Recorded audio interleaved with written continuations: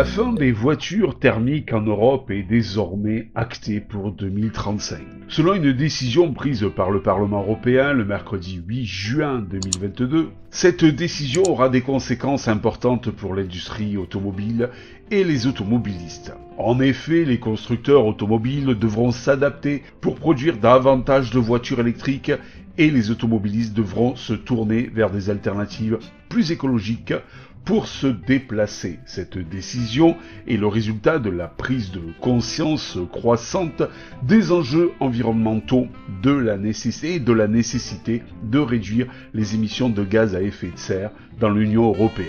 L'objectif est d'atteindre la neutralité carbone d'ici à 2050, conformément aux accords de Paris sur le climat. Cependant, la transition vers des voitures électriques ne sera pas facile pour tous. Les constructeurs automobiles devront investir massivement dans la production de voitures électriques et construire des infrastructures de recharge pour répondre à la demande croissante.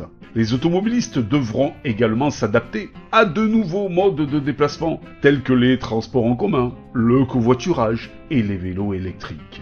Mais voilà, quand on sait que la Chine représente plus de 90% de la production des batteries dans le monde, il y a de quoi s'inquiéter. Pour rappel, les batteries utilisent pour leur fabrication des métaux rares. Pourra-t-on en fabriquer autant qu'il n'en faut? Faire venir un grand nombre de voitures, de pièces détachées, de batteries de Chine, est-ce bien bon pour l'environnement? Est-ce bien bon pour la planète? Sachez aussi qu'il n'y a pas que le rejet des gaz d'échappement des voitures qui renvoie des particules fines dans l'air, mais aussi le frottement des pneus sur la route et le frottement des plaquettes de frein contre le disque, ce que l'on retrouve aussi sur une voiture électrique. Il faut savoir aussi que les voitures thermiques ne représentent que 15% des émissions de CO2. Donc, en conclusion, la fin des voitures thermiques en Europe à partir de 2035 est une décision lourde de conséquences pour l'industrie automobile et les automobilistes, ce qui risque d'annoncer une forte hausse des carburants dans les années à venir. Cependant, cette décision est essentielle apparemment pour réduire les émissions de gaz à effet de serre et atteindre la neutralité carbone d'ici à 2050.